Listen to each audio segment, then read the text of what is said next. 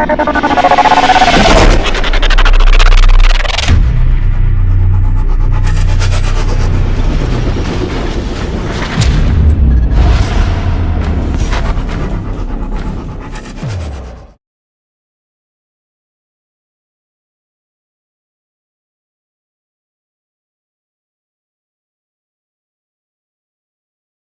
எப்பப்போ வாயை திறக்கணுமோ ஒரு ஊற்றுக்கண்ணில் இருந்து உப்பு தண்ணி மாத்திரம்னா வரும், நல்ல தண்ணி வராது. அல்லேலூயா, அல்லேலூயா. இப்போ நம்ம வீட்டில் வந்து டேப் வச்சுருக்கிறோம், குழாய் வச்சுருக்கிறோம். ஒரு குழாயில் நல்ல தண்ணி, ஒரு குழாயில் உப்பு தண்ணி, ஒரு குழாயில் சுடு தண்ணி, ஒரு குழாயில் இந்த தண்ணி. அப்போ ஏன் இப்படி வச்சுருக்காரு அப்படின்னு கேட்டால், உப்பு தண்ணி கொஞ்சம், நல்ல தண்ணி கொஞ்சம், கொஞ்சம் உப்பு தண்ணி கொஞ்சம் நல்ல தண்ணி, அப்படி ஒரு குழாயில் வருமா? தனித்தனியாக தான் என்ன செய்து வருது. அப்போ இந்த வாயில் கர்த்தர் நல்லதை பேசத்தான் வச்சிருக்கிறார், நன்மையை பேசத்தான் வச்சிருக்கிறாரு, தீமையை பேசுறது கர்த்தர் வைக்கல. அப்ப ஏன் நம்ம பேசுற பேச்சுனாலதான், அதாவது ஒரு அவிசுவாசமான வார்த்தைகளை பேசிட்டீங்கன்னா கர்த்தர் கோபம் உண்டாக்குறோம். நம்ம கைடு செய்கிற வேலையில ஒரு பாதிப்பு உண்டாயிருது. ஆமென் சொல்லுங்க. வாயை காத்துக்கொள்ளணும். பெருமை நம்ம என்ன செய்யக்கூடாது, இருக்கக்கூடாது. ஒரு வசனம் இருக்கு பாருங்க, சங்கீதம் 17:3. சங்கீதம் 17:3 சீக்கிரம். சங்கீதம் 17:3.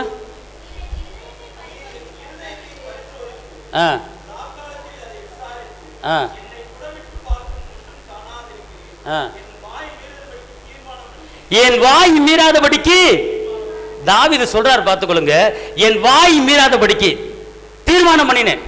அல்லேலூயா, எல்லாம் சொல்லுங்க. என் வாயே மீறாதபடிக்கு நான் ஒரு தீர்மானம் பண்ணுகிறேன். அப்ப மீறாதன என்ன அர்த்தங்க? அல்லேலூயா, அல்லேலூயா. புருஷனை குறித்து நல்ல விதமாக பேசினா நல்ல தீர்மானம். மனைவியை குறித்து, என் மனைவி போல இந்த உலகத்தில் யாரும் கிடையாது, என் மனைவி இல்லைன்னா நான் இல்லை, அப்புறம் ஒரு நல்ல சொக்க தங்கமான எனக்கேற்ற மனைவியை கர்த்தர் கொடுக்குறாரு அப்படின்னு எந்த ஆம்பளை சொல்கிறானோ அந்த ஆம்பளை டெவலப்மெண்ட் ஆயிடுவான். அல்லேலூயா. ஆனால் அப்படி யாரும் சொல்வது கிடையாது. அப்படி சொல்லி பாருங்களேன், அப்படியே நடக்கும். அல்லேலூயா. எங்கள் சகோதர மேலே கை தூக்குங்க, கல்யாணம் ஆனவங்க சொல்லுங்க. எனக்கு கிடைச்ச மாதிரி யாருக்கும் கிடைக்காது. எனக்கு உகந்த மனைவியை கர்த்தர் கொடுத்துருக்கிறாரு.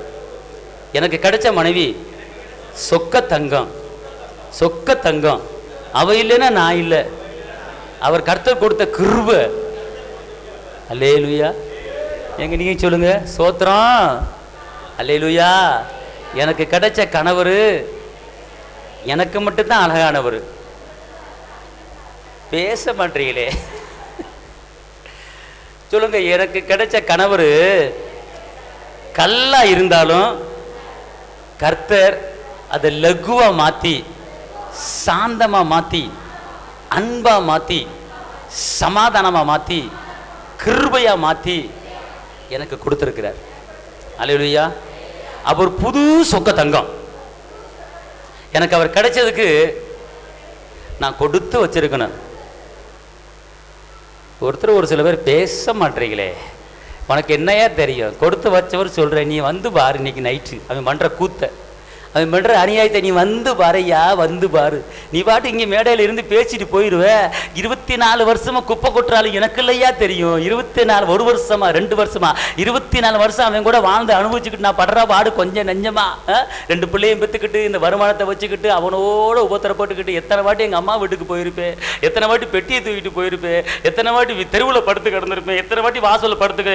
இவ்வளோ பாடுபட்டிருக்குன்னு இவனை எப்படி நான் நல்லவன்னு சொல்ல முடியும்? இவனை எப்படி அன்பானவன் சொல்ல முடியும்? இவன் எப்படி கிருபை உள்ளவன் என்று சொல்ல முடியும்? அப்படி நீங்க சொல்லலாம். ஆனா நீங்க இந்த கஷ்டப்பட்டதுக்கு கைமாறு உங்களுக்கு கர்த்தரு, என் பிள்ளையே நீ கல்யாணம் முடிச்சு இந்த படுவாயை போல கட்டிட்டு படாதபாடு பட்டையே, உனக்கு பரலோகத்துல முதல்ல இடம் கொடுத்து வச்சிருக்கிறேன், உனக்கு ஒரு சீட்டு ஆயத்தம் பண்ணி வச்சிருக்கிறேன், நீ ஒன்னும் கவலைப்படாத, உனக்கு நான் ஆயத்தம் பண்ணி வச்சிருக்கிறேன். அல்லேலூயா, அல்லேலூயா சொல்லுங்க. அல்லேலூயா. புரியுதா புரியலையா? அதாவது கனப்படுத்துவதிலே முந்திக் கொள்ளுங்க. அதாவது புருஷனை கனப்படுத்துவதில் மனைவியை கனப்படுத்த முந்திக் கொள்ளுங்க. நீ தூக்கிய சோறு போடும்போது சாப்பிட்டு பாருங்க, எப்பா நான் எத்தனையோ இடங்களை சாப்பிட்ருங்கப்பா, ஆனால் நீ வச்சு இந்த சாம்பார் மாதிரி எங்கேயும் சாப்பிட்டது இல்லைப்பா அப்படின்னு மட்டும் நீங்கள் சொல்லி பாருங்களேன். நீங்கள் காசு கொடுக்காட்டினா கூட ஒன்றுமே பேச மாட்டாங்க, அமைதியாக. நீங்கள் எப்போ கொடுக்குறீங்களோ அப்போ வாங்கிக்குவாங்க அம்மா. அதாவது நீங்கள் என்ன செய்யணும்னு கேட்டிங்கன்னா, கனப்படுத்துறதே கிடையாது. அதை வீட்டுக்கு வந்தோம்னா, என்னடா ராசா சோறாக்கல இன்னும் என்ன செல்லம் இன்னும் முடியலடா, சரிடா நான் உட்காந்துருக்காண்டா அப்படின்னு பேசி பழகணும். இது ஒரு என்ன கோவில் இவ்வளவு நேரம் என்ன பண்ணிக்கிட்டு இருந்த, இவ்வளவு நேரம் ஆச்சா, எங்க போயிட்டியா, அங்க போயிட்டியா, உங்க அக்கா வீட்டுக்கு போயிட்டியா, தெரியும் தெரியும் எனக்கு, ஒன்னால போ நான் வரமாட்டேன் போ அப்படிங்கும் போது அவங்க என்ன செய்வாங்க, விளங்காதேன் வந்துட்டான் வல்லு வல்லு வல்லு விழுகிறேன், என்ன என் பொழப்பு, என்ன செய்ய, கல்யாணம் முடிச்சு போய் எங்கள் ஆத்தா போய் சேர்ந்துட்டா, நான் வர்ற வாடு கொஞ்சம் நஞ்சமாக இருக்குது, இரியா அப்படியே அடுப்பில் முணங்கிட்டே வைப்பாங்க. விளங்காத பெரிய தலையெழுத்தா இருக்குது, என்ன செய்ய தெரியல, ஒன்றுமே புரியல, வாழ்க்கை எப்படி ஆகி போச்சு, இவனை வச்சு 2 பிள்ளையை பெற்று பிடி எப்படி கரை அடைக்க போகிறேன் தெரியல, விளங்காதவன் அப்படின்ட்டு. ஏன்னா இப்படி தான் என்ன செய்யும் பொழப்பு ஓடிக்கிட்டு இருக்கு. நான் என்ன சொல்கிறேன், நல்லதை பேசுங்க, அல்லையே சொல்லுங்க, நல்லதை பேசுங்க. அதாவது வாய் என்ன செய்யணும், மீறக்கூடாது வாய். அதாவது தாவீது ராஜாவே ஒரு தீர்மானம் பண்ணாரு, நான் நல்லதை மட்டும் தான் பேசுவேன் அப்படின்னு ஒரு தீர்மானம் பண்ணார். அல்லையா என்ன சொல்லுங்க, நானு இப்போ ஒரு தீர்மானம் பண்றேன், நல்லதை மட்டும் தான் பேசுவேன், தேவையில்லாம கோவப்பட மாட்டேன், தேவையில்லாம வீட்டை விட்டு ஓடுறேன் சொல்ல மாட்டேன், என்ன பிரச்சனை வந்தாலும் சாதிக்கணும், சந்திக்கணும், உடனே புழுக்கணும் பெட்டி தூக்கிட்டு ஓடிடக்கூடாது. அல்லையா சமாளிக்கணும் எல்லாத்தையும். ஆமென் சொல்லுங்க. சங்கீதம் 59:12, சங்கீதம் 59:12.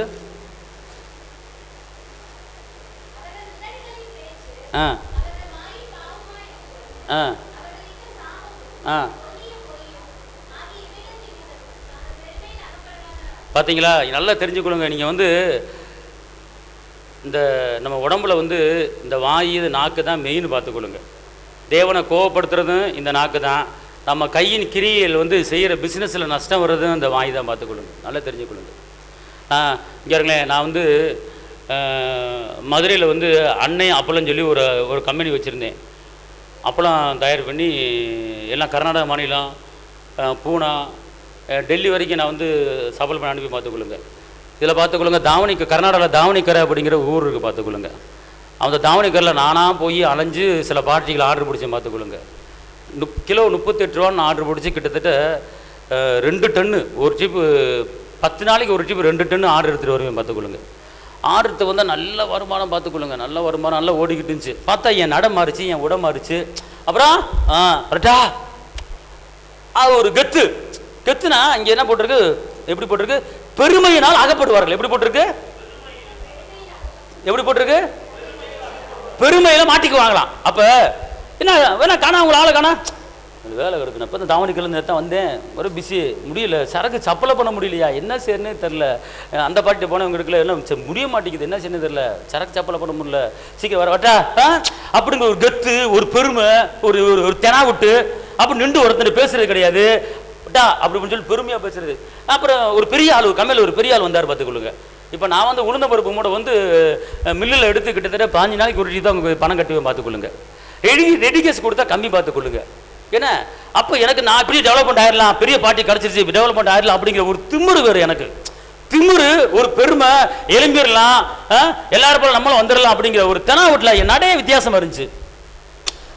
என்னடா ஓடா வேலை கிடக்கா அப்படிங்கிற ஒரு திமுறா நடப்பேன் பார்த்துக்கொள்ளுங்க. இந்த தாவணிக்கிற ஆர்டர் கிடைச்ச உடனே தெரியாத ஒரு பெரும்பாட்டி என்ன பண்ணிட்டு வந்துடுறேன், என்ன எப்படி இருக்கு, நல்லா இருக்கீங்களா, அவர் காரில் வந்து இறங்கினார், நல்லா இருக்குல்ல, நல்லா இருக்கேன், என்ன உங்களை பிடிக்க முடியல, வாரத்துக்கு ஒரு ஜிபி தாவணிக்கிற போயிடுறீங்க, எப்படி அலையிறீங்க, எப்படி பஸ்ஸில் போகிறீங்க, எப்படி வரீங்க, ஒன்றும் இல்லை, தாவணிக்கரில் எனக்கு நிறைய ஆர்டர் கிடச்சிருக்கு, சப்ளை பண்ண முடியல, உங்கள்கிட்ட சரக்கு இருக்கா, 10 நாள் உங்களுக்கு போட்டு வந்து உங்களுக்கு இன்னும் கொடுத்துறேன், சரக்கு இருக்கா, 4 அப்பளம் எத்தனை டன் இருக்கு, 6 அப்பளம் எத்தனை டன் இருக்கு உங்களுக்கு, நான் போட்டு வந்து உங்களுக்கு கொடுத்துறேன், அப்படியே தாவணிக்கிறேன், எந்த ஊரில் போகிறீங்க, தாவணிக்கிறேன், அப்போ நான் புக் பண்ணிடுவா, இல்லை நீங்கள் ரெடி பண்ணி வச்சுங்க, நான் எடுத்து நான் புக் பண்ணிக்கிறேன் அப்படின்ட்டு வாங்கிவிட்டு ஒரு 3 பேர் வேலை பார்த்தாங்க.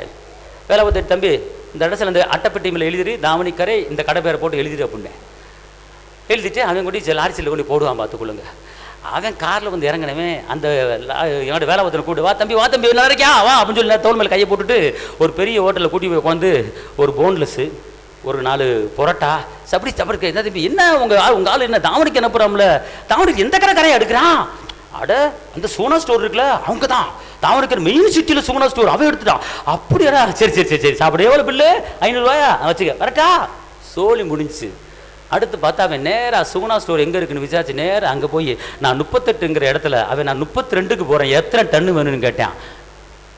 கரெக்டாக 38க்கு நான் ஆர்டர் எடுத்து வந்துட்டு கடைசியில் வசூலுக்கு போனால், ஓ மதுரைக்காரை வந்து 32க்கு தர்றீங்கன்னா நீ எடுத்த முன்னாடி போட்ட சரக்குக்கு 38க்கு தர மாட்டேன், 32க்கு தருவேன். மாட்டிக்கிட்டேன்னா மாட்டிக்கிட்டு பெருமை அகந்த திமுரு வாயினால என்ன செஞ்சுட்டான்? என்ன போட்டிருக்கு? பெருமையினால் நீ அகப்படுவாய். எப்படி போட்டிருக்கு? பெருமையினால மாட்டிக்குவ. அப்ப பெருமையான வார்த்தை நம்ம வாயில வந்துடக்கூடாது. எப்போதுமே நம்ம இருக்கிறத காட்டிக்கொள்ளக்கூடாது. ஒரு வாட்ச் போட்டிருக்கீங்களா? பேண்ட் ஷர்ட் டெய்லி ஒன்று போறீங்களா? அதை மட்டும் போட்டுங்க. வித்தியாச முறையில் இதில் ஒரு 4 மோதிரம், இதில் ஒரு 4 மோதிரம், இதில் ஒரு 8 செயின், இதை போட்டுக்கிட்டீங்க. அப்புறம் மச்சான் அப்பனா சரி இருடி மோகனை வச்சுக்கிறேன் அப்படின்னு அவன் நறுக்க ஒரு மோதிரம் போட்டுக்க, நறுக்க 2 செயினை போட்டு பிரச்சனை இல்லை. நம்ம காட்டுறது பெருமை, நான் நல்லா சம்பாதிக்கிறேன் பெருமை காட்டுறது. கடைசியில் பார்த்தா நம்ம தேவையில்லாமல் அகப்பட்டுக்குவோம். அல்லேலூயா. இது நடந்த காரியம், அனுபவிச்சிருக்கிறேன், பாட்டுருக்கிறேன். கடைசியில் பார்த்தா உளுந்த பருப்பான்னு கொடுக்க முடியல. அவன் பெரும்பாட்டி, அவன் ரெடிகேஸ் கொடுத்து வாங்குறவன். கடைசியில் பார்த்தா 38 எங்கே இருக்குது, 32 எங்கே இருக்குது? சொல்லுங்க அப்பா. கிலோக்கு 6 ரூபா குறைச்சி போட்டு அவன் டன்னுங்களை அனுப்பி சம்பாரிச்சான். பாட்டியை பிடிச்சிட்டான். கடைசியில் எனக்கு வாங்க ஒன்றும் செய்ய முடியல. நான் பாட்டு கம்முன்னு சோத்திரம். நல்லா இருக்கீங்களா? வாயை மூடிட்டு கம்முன்னு மட்டும் இருந்திருந்தேன்னு வச்சுக்கொள்ளுங்களேன், ஏதோ கொஞ்சம் சம்பாரிச்சிருப்பேன். ஆனா அந்த ஓட்ட வாய திறந்து நான் அப்படி இருக்கேன் இப்படி இருக்கேன், ஊரு தாவணிக்கிற கர்நாடகாவில் போய் பெங்களூர் போய் அப்படி போகணும் இப்படி போகணும்னு சொல்லி ஊர் பேரு கடை பேரு கொண்டு சொல்லி. அதனால இங்கே பிஸ்னஸ் பண்ணுறாங்களா எங்கேயா சம்பாதிக்க போனீங்கன்னா, மெட்ராஸுக்கு எங்கேயாச்சும் விளம்பரக்குன்னு வசூல் பண்ண போனீங்கன்னா ஊருக்கு போகிறேன்னு மட்டும் சொல்லுங்க, இந்த ஊருக்கு போகிறேன்னு சொல்லாதீங்க. நம்ம ஆளுகளை நம்ப முடியாது. என்ன சோத்திரம்? அல்லேலூயா. நல்லா இருக்கீங்களா? வா டீ சாப்பிடுன்னு வாங்க. டீ சாப்பிட கூப்பிட்டானே உனக்கு அறத்தை இருக்கு. உனக்கு டிஃபன், உனக்கு வா சாப்பிட்டு போவ, நான் டிஃபன் வாங்கி தரேன் அப்படி ஹோட்டல் டிஃபன் வாங்க கூப்பிட்டானே போகாத. டிஃபன் வாங்கி கொடுத்து போட்டு எடுப்பாங்க. எங்க எத்தனை மணிக்கு பஸ்ஸு, எந்த இடத்துல பஸ்ஸு, எத்தனை மணிக்கு அங்கே இறங்கும், அப்படியா அப்படி போட்டு எடுப்பாங்க. ஒரு 2 போட்டா வாங்கி கொடுத்து போட்டு மாட்டிக்காத. ஆனால் நீ சொந்த காசில் சாப்பிட்டுட்டு எங்கேயும் ஊருக்கு போனால் சொந்த காசில் சாப்பிட்டு வெளியே போ. நீ எவன்டா சொல்லிவிட்டு டிஃபன் வாங்கி கொடுத்தான், அவன் எனக்கு டிஃபன் வாங்கி கொடுத்தான், கடைசியில் பார்த்தா உன்னை ஒரு அமுக்கு அமைக்கிடுவான். ஜாக்கிரதை. அல்லேலூயா. அதனால நல்லா தெரிஞ்சுக்கொள்ளுங்க, நம்ம வாயை கரெக்டாக நம்ம என்ன செய்யணும், காத்துக்கொள்ளணும். அதான் சொல்லப்பட்டிருக்கு, பெருமையினால அகப்படுவார்கள். பெருமையினால என்ன செய்வாங்க? அகப்படுவாங்க. பார்த்துக்கொள்ளுங்க. அந்நிய இடத்துல நீதிமொழியில போட்டிருக்கு, அந்நிய இடத்துல உன்னுடைய ரகசியத்தை வெளிப்படுத்தாதே, உன் பிசினஸை வெளிப்படுத்தாத, உன் குடும்பத்தை பத்தி வெளிப்படுத்தாத. உன் பிள்ளைக்கு ஒரு நகை வாங்கினியா, அந்த நகையை வச்சு காட்டிக்கிடு. நகையை பாரு, என் மகளுக்கு எடுத்திருக்கேன், என் மகளுக்கு எடுத்திருக்கேன், என் மகளுக்கு எடுத்திருக்கேன், நல்லா இருக்கா, என் மகளுக்கு எடுத்திருக்கேன், மகளுக்கு எடுத்திருக்கேன், பாரு பாரு பாரு பாரு. ஒரு வீடா இறங்கி போய் நீ கஷ்டப்பட்டு சிரமப்பட்டு 2 பவுன் எடுத்திருப்ப. அந்த 2 பவுனை வீட்டில் வாங்கி பத்திரம் வைக்க மாட்டாம எங்க போனீங்க? மதுரைக்கு போனேன், என் மகளுக்கு எடுத்தேன், இந்த பாரு ஏக்கா நல்லா இருக்கு அப்படி இன்னொரு அக்கா, அப்படி இன்னொரு அக்கா. இப்படியே பார்த்து பார்த்து பார்த்து உன் கண்ணு மட்டும் பார்க்காம நீ இப்போ தெருவில் இருக்கிற எல்லாரையும் அந்த நகையை பார்க்க வச்சு அடுத்து 7வது நாளில் அது பேங்குக்கு போகும்படி செஞ்சுறாங்க. அல்லேலூயா. அல்லேலூயா. அதனால பெருமை நான் அனுபவிச்சிருக்கேன். நான் அப்படி பெருமையாக இருந்தேன் ஒரு காலத்தில், திமுறா இருந்தேன். நம்ம சம்பாதிச்சிருவோம்டா, எழுந்துருவோம்டான்னு. கடைசியில் பார்த்தா ஒரு அடி மண்டையில் போட்டார். பெருமையினாலே அகப்படுவார்கள். எப்படி போட்டிருக்கு? எப்படி போட்டிருக்கு? வசனத்தை பாருங்க. நான் சொல்ல கிடையாது. பெருமைப்பட்டீங்க மாட்டிக்குவீங்க. எல்லாம் சொல்லுங்க, நான் பெருமைப்பட்டேனா மாட்டிக்குவேன். பெருமைப்பட்டேனா, உன் பிள்ளை ஃபர்ஸ்ட் டைம் வந்துச்சுன்னா, என் பிள்ளை கிளாஸ்ல ஃபர்ஸ்ட் ரேங்க்ல, என் பிள்ளை மாதிரி யாரும் கிளாஸ்ல படிக்க மாட்டாங்களே, என் பிள்ளை அப்படி படிப்புக்கும், என் பிள்ளை மேக்ஸ் அப்படி கரைச்சு குடிக்கும் பார்த்துக்க, என் பிள்ளை மாதிரி யாரும் கிடையாது அப்படின்னு சொல்லி அப்பா அம்மா போய் வெளியே போய் தான் பிள்ளைகளை பத்தி பெருமையா பேசி விடாதீங்க. அப்புறம் அடுத்த மாசத்துல பெயில் ஆயிட போகுது. அல்லேலூயா. ஏதோ கர்த்தர் கிருபையில என் பிள்ளை ஞானத்தோட படிக்குது, சோத்திரம் வரட்டா அப்படின்னு 4 வார்த்தை நறுக்கா பேசிவிட்டு வந்துருங்க. இதை விட்டு போன வாட்டி ஸ்கூல்ல என் பிள்ளை ஃபர்ஸ்ட் இல்ல, என் பிள்ளை மாதிரி அந்த ஸ்கூல்ல யாருமே கிடையாது. தப்பு, தவறு, பெருமை இருக்கக்கூடாது. காரணம், பெருமைனா என்ன செய்வாங்க? அகப்படுவார்கள். நல்லா தெரிஞ்சுக்கொள்ளுங்க. பேசுற காரியம் ரொம்ப கவனம் பார்த்துக்கொள்ளுங்க. ஒரு ஆளை பத்தி ஒரு ஆள் போட்டு எடுப்பாங்க, அவங்க எப்படின்னு கேட்பாங்க, தெரியாதுன்றீங்க. இவன் எப்படி கேட்பாங்க, தெரியாதுன்றீங்க. அவங்க உங்க கூட தானே இருக்காரு, தெரியலங்க, பாக்குறது இல்லைங்க, முடிஞ்சு போச்சு சொல்லி.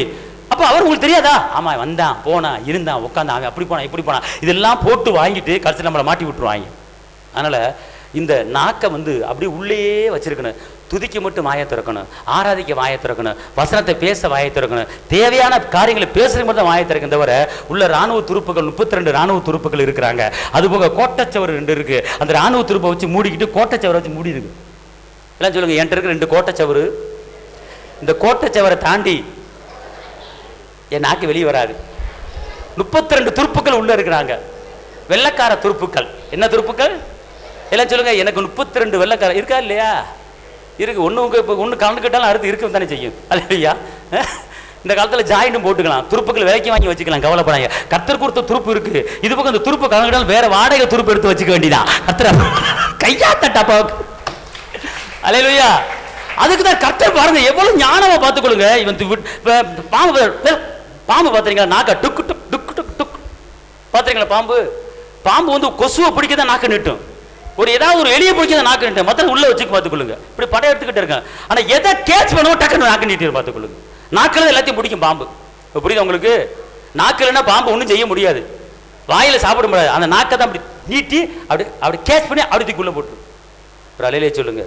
நாக்கு எவ்வளவு யூஸ்ஃபுல் தெரியுமா? அதாவது யாக்கப்பல்ல 3வது போட்டிருக்கு, நாக்கு ஆயில் சக்கரத்தை கொளுத்தி விடுமாம். எப்படி போட்டிருக்கு?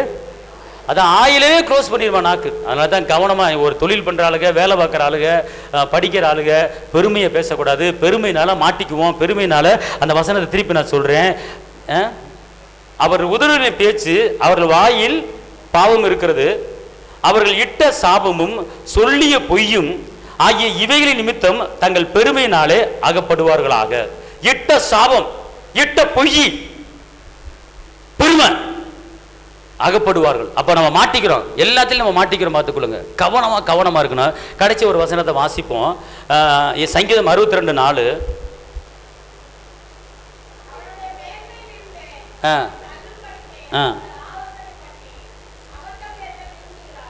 தங்கள்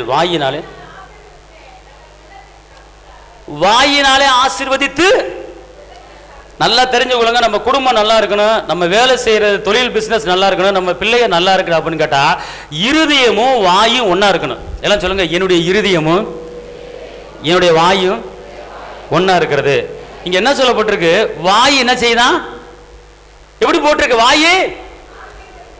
எல்லாம் சொல்லுங்க. இங்க வசனத்தை கொஞ்சம் பாருங்களேன். ஏங்க தெரிஞ்சுக்கங்க, நீங்க தெரிஞ்சுக்கிறது தான் சொல்றேன் நான். இப்ப நான் சொல்ற இந்த காரியத்தை தெரிஞ்சுக்கிட்டீங்கன்னா நீங்க போய் நல்லா இருப்பீங்க. தேவையான மட்டும் தான் பேசுவீங்க, மற்றது பேச மாட்டீங்க. இங்க வசனம் என்ன சொல்லுது? வாய் என்ன செய்யுது? ஆசீர்வதிக்குது. இருதயம் என்ன செய்யுது? அப்ப இந்த வாயும் ஆசீர்வதிக்க வேண்டும், இந்த இருதயம் என்ன செய்யணும்? ஆசீர்வதிக்கணும். அல்லேலூயா. அதாவது துதித்தலே நம்ம வாயில இருந்து வர வேண்டும், தவிர சபித்தல் நம்ம வாயில என்ன செய்யக்கூடாது? வரக்கூடாது. ஆமென் சொல்லுங்க. அல்லேலூயா. அப்ப ஒரு ஆளை நீங்க பிளஸ் பண்றீங்களா, ஒரு ஆளை ஆசீர்வதிக்கிறீங்களா, அது இதயத்திலிருந்து என்ன செய்யணும்? வரணும். ஆமா, இவன் ஆசீர்வாதம் எனக்கு என்ன கிடைக்க போகுது அப்படின்னு இதயத்திலிருந்து என்ன செய்யக்கூடாது? வரக்கூடாது. அதனால இன்று ஒரு காரியத்தை நீங்க தெரிஞ்சு கொள்ளுங்க. நீங்கள் கையிட்டு செய்கிற காரியங்கள் கையின் கிரியைகளில் அழிக்கப்பட்டு கொண்டிருக்கிறது. அதுக்கு என்ன காரணம்? கையின் கிரியைனா நீங்க செய்கிற வேலை அழிக்கப்பட்டுக்கிட்டு இருக்கு. அப்ப அழிக்கப்படுறதுக்கு என்ன காரணம் அப்படின்னு வேத வசனம் பிரசங்கி 5:6 என்ன சொல்லுதுன்னா, உன் வாயின் வார்த்தையினால என்ன செஞ்சா? எப்படி போட்டிருக்கு? வாயின் வார்த்தையை தூதனுக்கு முன்பாக சொல்லாதே. அப்படி சொல்லும் போது தேவனுக்கு என்ன செய்கிறாய்? கோபத்தை உண்டாக்குகிறாய். கோபத்தை உண்டாக்கிட்டு, அதாவது நான் கைடு செய்ய எல்லா வேலையும் ஆசீர்வாதம் இருக்கு அப்படின்னா தேவனுக்கு சந்தோஷத்தை கொடுக்குறீங்க. அவிசுவாச வார்த்தை பேசுறீங்கன்னா தேவனுக்கு கோபத்தை உண்டாக்குறீங்க. அதனால ஒரு தொழில் பண்றாளு, பிசினஸ் பண்றாளு, வேலைக்கு போறாளு, சம்பாதிக்கிறாளு, நறுக்கா என்ன 4 வார்த்தை தான் பேசணும். வளவளன்னு நினைச்சக்கூடாது, வியாக்கியானம் பண்ணக்கூடாது, விரிவாக்கம் பண்ணக்கூடாது. ஏதோ கர்த்தர் கொடுக்குறாருப்பா, கர்த்தர் நடத்தாருப்பா, வரட்டா அப்படின்னு ஒதுங்கி போறது நல்லது. வாயின் வார்த்தைகள் என்ன செய்யணும்? காத்துக்கொள்ள. நிறைய இந்த காரியத்தில் நிறைய நான் அனுபவப்பட்டிருக்கிறேன். அதனால தான் நான் சொல்ல வரேன். நான் நம்ம எழும்ப முடியாது, பிரகாசிக்க முடியாது, வெளிச்சம் கொடுக்க முடியாதபடி நம்ம ஏன் தடுமாடுகிறோம்? ஏன் கையின் பிரயாசத்தை நம்ம சாப்பிட முடியல? உன் கையின் பிரச்சனையை சாப்பிடுவாய், உனக்கு பாக்கி நன்மை உண்டாயிருக்குன்னு சொல்லப்பட்டிருக்கு. அப்ப இந்த வாக்குத்தத்தை நம்ம குடும்பத்தில் நிறைவேறணும்ல. ஏன் நிறைவேறல அப்படின்னு கேட்டா இங்க பிரசங்கி 5:6 சொல்லப்பட்டிருக்கு. உன் வாயின் வார்த்தையில நீ அகப்பட்டு கொண்டாய், உன் வாயின் வார்த்தையில நான் கோபப்பட்டுட்டேன், உன் கையின் கிரியையில நான் அழிக்கிறேன் அப்படிங்கிறார். அப்ப நான் ஒரு தீர்மானம் எடுப்பேன். தாவீது சொல்றாரு, என் வாய் மீறாதபடி என்ன செய்யறேன்? நான் தீர்மானம் பண்ணணும். தீர்மானம் பண்ணும்போது தான் நம்மளுக்கு கைடு செய்கிற எல்லா வேலையிலையும் கர்த்தர் ஆசீர்வதிப்பார். எல்லாம் எந்திரிச்சு நிற்போம். ஸ்தோத்திரம் ஆண்டவரே. தகப்பனை துதிக்கிறேன், பிதாவை துதிக்கிறேன், ஆவியானவரை துதிக்கிறேன், கிருபை நிறைந்தவரை துதிக்கிறேன், அற்புதம் நிறைந்தவரை துதிக்கிறேன், அதிசயமானவரை துதிக்கிறேன். ஓ ரபல துஷந்த நம துரப துரி கரப துரப துரி கரபல து நம துரி கரபல துரபல கர துரபல கரலரபா. ஓ ரபல து நமதர கதடி கனமல கர துடி கரபல கரலரபா. அல்லேலூயா. இயேசு ராஜா முன்னை செல்கிறா, ஓசன்னா கீதம் பாடுவோ. இயேசு ராஜா முன்னை செல்கிறார், ஓசன்னா கீதம் பாடுவோ. வேகம் சென்றிடுவோ, ஓசன்னா ஜெயமே, ஓசன்னா ஜெயமே, ஓசன்னா ஜெயம் நமக்கே, ஓசன்னா ஜெயம் நமக்கே. அல்லேலூயா துதி மகிமை, என்றும் அல்லேலூயா துதி மகிமை, அல்லேலூயா துதி மகிமை, என்றும் அல்லேலூயா துதி மகிமை. இயேசு ராஜா எங்கள் ராஜா, இயேசு ராஜா எங்கள் ராஜா, என்றென்று போற்றிடுவோம். ஓசன்னா ஜெயமே, ஓசன்னா ஜெயமே, ஓசன்னா ஜெயம் நமக்கே, என்று ஓசன்னா ஜெயம் நமக்கே. இயேசு ராஜா முன்னை செல்கிறார், ஓசன்னா நீரம் பாடுவோம். ஆமே, இயேசு ராஜா முன்னை செல்கிறார், ஆமே, ஓசன்னா நீரம் பாடுவோம். தகப்பனே, எல்லாம் சொல்லுங்க. தகப்பனே இயேசுவே, நன்றி உள்ளத்தோடு உம்மை துதிக்கிறேன், உம்மை ஸ்தோத்தரிக்கிறேன். தாவீது தன் வாய் மீறாதபடி தீர்மானம் பண்ணினார். அதே போல நான் ஒரு தீர்மானம் பண்ணுகிறேன். நான் யாரையும் குறை சொல்ல மாட்டேன், நான் யாரையும் குற்றப்படுத்த மாட்டேன், யார் மனதையும் வேதனைப்பட விட மாட்டேன்.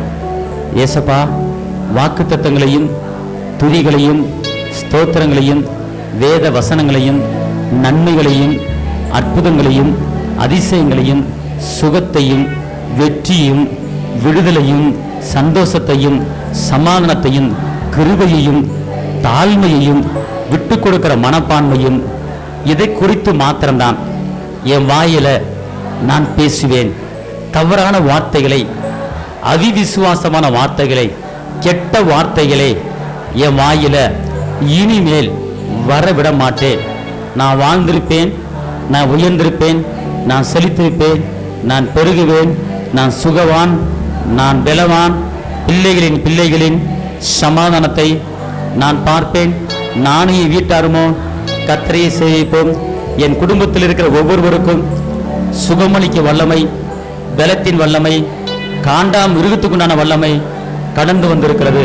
நாங்கள் எழும்புவோம், நாங்கள் பிரகாசிப்போம், நாங்கள் வெளிச்சம் கொடுப்போம், நாங்கள் ஜாதிகளை சொந்தமாக்குவோம். நாங்கள் கையிட்டு செய்கிற எல்லா காரியமும் ஆசீர்வாதமாக இருக்கும். நான் இழந்ததை எல்லாம் கடந்த நாட்களிலே எவ்வளவு இழந்தேனோ அதையெல்லாம் திரும்ப 7 மடங்கு நான் பெற்றுக்கொள்வேன். நான் இழந்ததையெல்லாம் திரும்ப பெற்றுக்கொள்வேன். ஆபிரகாமின் ஆசீர்வாதங்களை நான் சுதந்திரிப்பேன். தகப்பனே, ஏசப்பா, என் குடும்பத்திலே என்ன தேவை என்பதை நீர் அறிந்து வைத்திருக்கிறீர். என் குடும்பத்துக்குண்டான எல்லா தேவைகளும் சந்திக்கப்படுவதாக. நான் நிற்கிற இந்த ஆலயத்திலே இன்னும் அநேக புதிய ஆத்துமாக்கள் கடந்து வரும்படி நான் சொல்லுகிறேன். நான் நிற்கக்கூடாமல் அநேக புதிய ஆத்துமாக்கள் இந்த ஆலயத்துக்கு கடந்து வர வேண்டும். கிழக்குக்கும் மேற்குக்கும் வடக்குக்கும் தெற்குக்கும் 4 பக்கத்திலிருந்து சேனைகளாய் வனாந்தரத்தில் காடைகள் வந்து விழுந்தன போல இந்த ஆலயம் முழுவதும் இப்படிப்பட்ட ஆத்துமாக்கள் வந்து சேரும்படி நான் செபிக்கிறேன். நான் சொல்லுகிறபடியே எனக்கு நடப்பதாக. நானும் என் வீட்டாரும் ஏசப்பா உங்களையே தொழுது கொள்வோம், உங்களையே ஆராதிப்போம். ஜெயம் எனக்கு உண்டாவதாக, வெற்றி எனக்கு உண்டாவதாக, விடுதலை எனக்கு உண்டாவதாக, சுகம் எனக்கு உண்டாவதாக, அற்புதம் எனக்கு உண்டாவதாக, அதிசயம் எனக்கு உண்டாவதாக. ஏசப்பா, நான் பேசினபடியே, நான் சொல்லினபடியே, நான் அறிக்கையிட்டபடியே எனக்கு நடப்பதாக. இயேசுவின் நாமத்திலே பிதாவே, ஆமென்.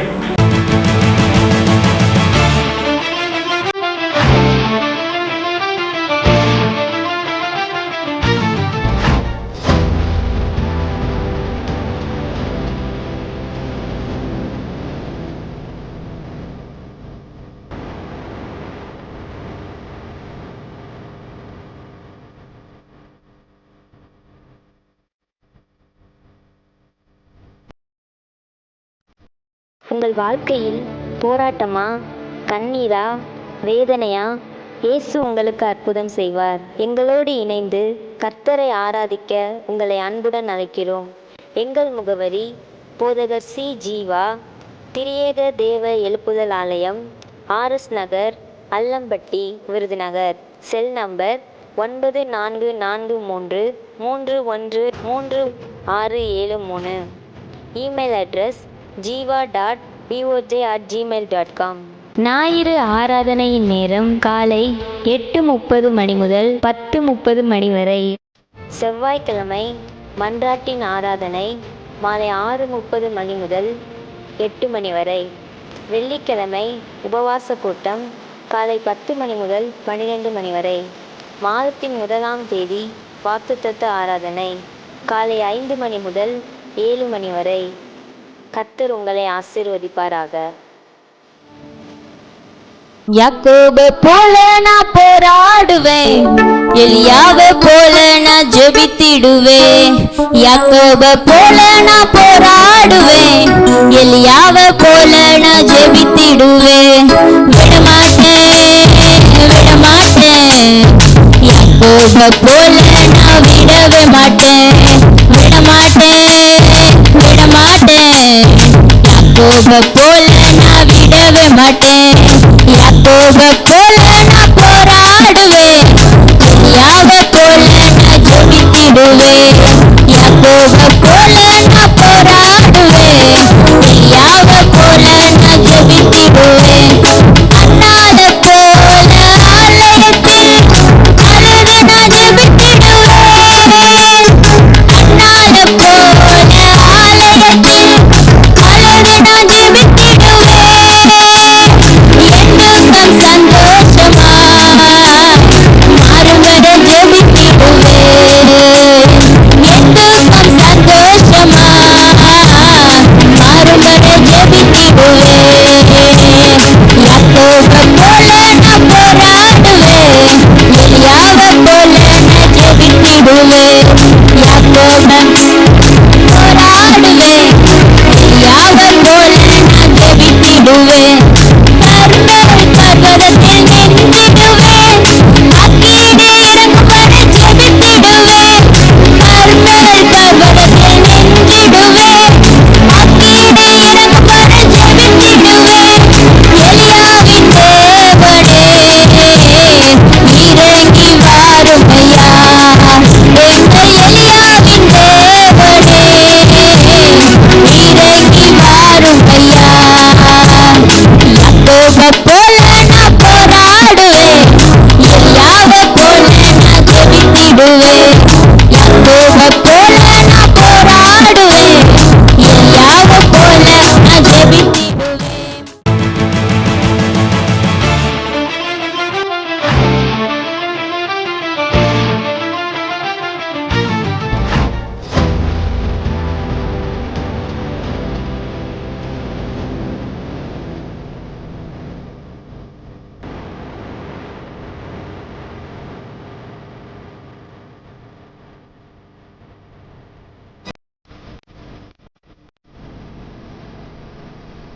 உங்கள் வாழ்க்கையில் போராட்டமா, கண்ணீரா, வேதனையா? இயேசு உங்களுக்கு அற்புதம் செய்வார். எங்களோடு இணைந்து கர்த்தரை ஆராதிக்க உங்களை அன்புடன் அழைக்கிறோம். எங்கள் முகவரி: போதகர் சி. ஜீவா, திரியேக தேவ எழுப்புதல் ஆலயம், RS Nagar, Allampatti, Virudhunagar. Cell number 9433313673. Email address jiva.boj@gmail.com. ஞாயிறு ஆராதனையின் நேரம் காலை 8:30 மணி முதல் 10:30 மணி வரை. செவ்வாய்க்கிழமை மன்றாட்டின் ஆராதனை மாலை 6:30 மணி முதல் 8 மணி வரை.